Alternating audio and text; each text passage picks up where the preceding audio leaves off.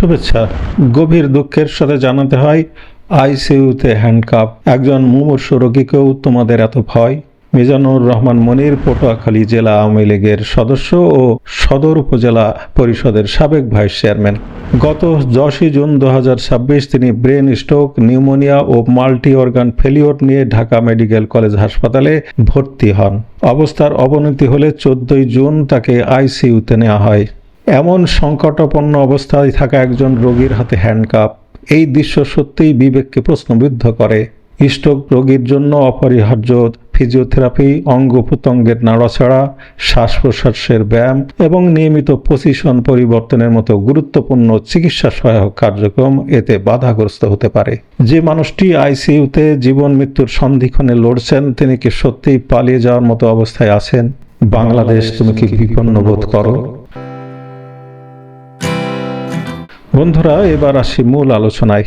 জামায়াতে ইসলামীর আমিরের সাম্প্রতিক বক্তব্য, আওয়ামী লীগের কেউ স্বাধীনতার ঘোষণা দিতে পারেনি প্রসঙ্গে আলোচনা করতে গেলে 1971 সালের মুক্তিযুদ্ধের পক্ষ বিপক্ষ সমীকরণটি নতুন করে সামনে চলে আসে। বর্তমান রাজনৈতিক ও সামাজিক বক্তব্যগুলো বিশ্লেষণ করলে মনে হয় সেই সময় যেন দুটি সম্পূর্ণ ভিন্ন ধারার মুক্তিযুদ্ধ সংগঠিত হয়েছিল।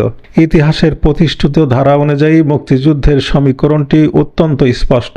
একদিকে ছিল আওয়ামী লীগের নেতৃত্বাধীন প্রবাসী মুজিবনগর সরকার, যারা ভারত ও রাশিয়ার প্রত্যক্ষ সহায়তায় পাকিস্তানি হানাদার বাহিনী এবং তাদের এদেশীয় দোসর রাজাকার আলবদর আল শামস বাহিনীর বিরুদ্ধে সরাসরি সশস্ত্র সংগ্রাম করেছিল।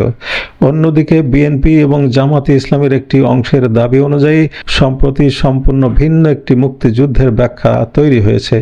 এই ব্যাখ্যা অনুযায়ী তাদের অনুসারী দাবিদার মুক্তিযোদ্ধারা কখনো ভারতে প্রশিক্ষণ নিতে বা আশ্রয় নিতে যাননি, বরং দেশের ভেতরে থেকেই যুদ্ধ করেছেন।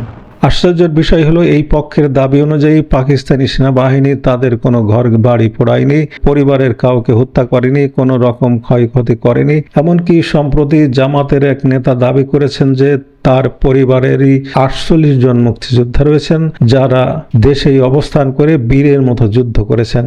তাদের এই দাবির সবচেয়ে বিস্ময়কর দিক হলো, পাকিস্তানি বাহিনীর হাতে তারা কোনো নির্যাতনের শিকার না হলেও তাদের অভিযোগ মূলধারার মুক্তিযোদ্ধারা অর্থাৎ আওয়ামীপন্থীরা তাদের পরিবারের সদস্যদের হত্যা করেছে। তারা যুদ্ধ করেছে মুক্তিযোদ্ধাদের বিরুদ্ধে, যারা বাংলাদেশ নামে নতুন দেশ প্রতিষ্ঠা করেছে, যারা পাক বাহিনীকে পরাজিত করেছে। আর জামাতিরা রাজাকার আলবদর আল শামস বাহিনীও পাক বাহিনীর সহযোগী মুক্তিযোদ্ধা হিসেবে পরাজিত হয়েছে। আর তারা যদি জিতে যেত, তবে তারা দেশকে শেখ মুজিবের ষড়যন্ত্র বানচাল করে তারাই হতো প্রকৃত মুক্তিযোদ্ধা।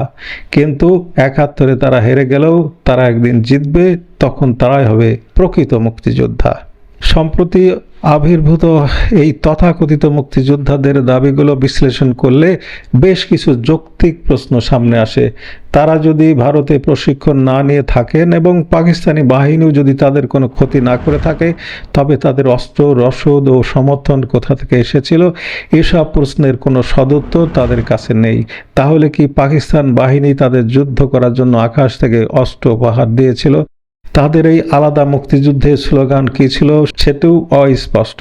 তারা জয় বাংলা বা জয় বঙ্গবন্ধু স্লোগান ধারণ করেননি, বরং সাম্প্রতিক সময়ে ভারত বিদ্বেষী প্রচারণায় যুক্ত কিছু ব্যক্তি, যারা দাবি করেন 1971 সালে ভারত মূলত বাংলাদেশকে দখল করেছিল, তাদের এই বক্তব্য আমলে নিলে মনে হতে পারে এই গোষ্ঠীর মুক্তিযুদ্ধটি আসলে পরিচালিত হয়েছিল ভারতের বিরুদ্ধেই।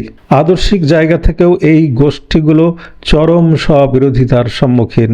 আওয়ামী লীগ বঙ্গবন্ধু শেখ মুজিবুর রহমানকে তাদের আদর্শিক ভিত্তি ও জাতির পিতা হিসেবে মানে, যা একটি ঐতিহাসিক সত্য। কিন্তু স্বাধীনতা বিরোধী বা ভিন্ন ধারার দাবিদার এই দলগুলোর আদর্শিক নেতা কে হবেন তা নিয়ে চরম বিভ্রান্তি রয়েছে।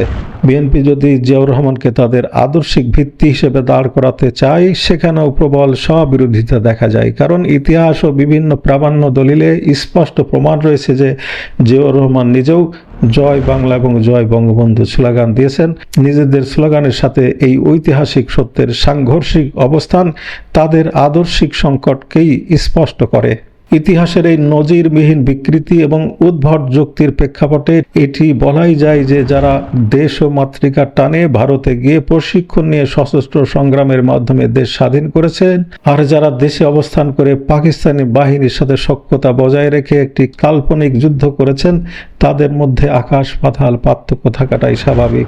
সেই অর্থে জামাতে ইসলামীর নেতার বক্তব্যের সাথে ব্যঙ্গাত্মকভাবে একমত পোষণ করা যায়। জামাত বিএনপির দাবি করা এই তথাকথিত মুক্তিযুদ্ধে সত্যিই আওয়ামী লীগের কোনো অবদান নেই, কারণ আওয়ামী লীগের নেতৃত্বাধীন মূলধারার মুক্তিযুদ্ধ সংগঠিত হয়েছিল পাকিস্তান হানাদার বাহিনীর বিরুদ্ধে। অন্যদিকে জামাত ও তাদের মিত্রদের দাবি করা এই ভিন্ন ঘরানার মুক্তিযুদ্ধে তাদের কোনো ক্ষয়ক্ষতি হয়নি, পাকিস্তান বাহিনী তাদের কোনো আত্মীয়স্বজনকে বা বুদ্ধিজীবীকে হত্যা করেনি এবং ঘরবাড়ি পোড়ায়নি। সুতরাং নিজেদের কল্পিত এই নিরাপদ ও ভিন্নমুখী মুক্তিযুদ্ধের বক্তব্য অনুযায়ী জামাত নেতাদের দাবিটি তাদের নিজস্ব প্রেক্ষাপটে পুরোপুরি সঠিক। তাহলে বলা যায় জামাত পাকিস্তানপন্থী মুক্তিযোদ্ধা, তারা ৭১ পরাজিত হলেও যুদ্ধ চালিয়ে যাচ্ছে। এই দীর্ঘকালীন যুদ্ধে ২০২৪ এসে আধা সফল হয়েছে। এখন তারা পাক, মার্কিন, তার্কি, চীনের সহায়তায় নতুন করে বিজয়ের স্বপ্ন দেখছে। এই বিজয়ের পর তারা প্রকৃত মুক্তিযোদ্ধা হিসেবে ইতিহাসে নতুন করে স্বীকৃতি পাবে। বন্ধুরা, আমরা কি ৭১ পরাজিত শক্তি যুদ্ধাপরাধী জামাতকে মুক্তিযুদ্ধের স্বীকৃতির জন্য আঙুল চুষব? ভালো থাকবেন।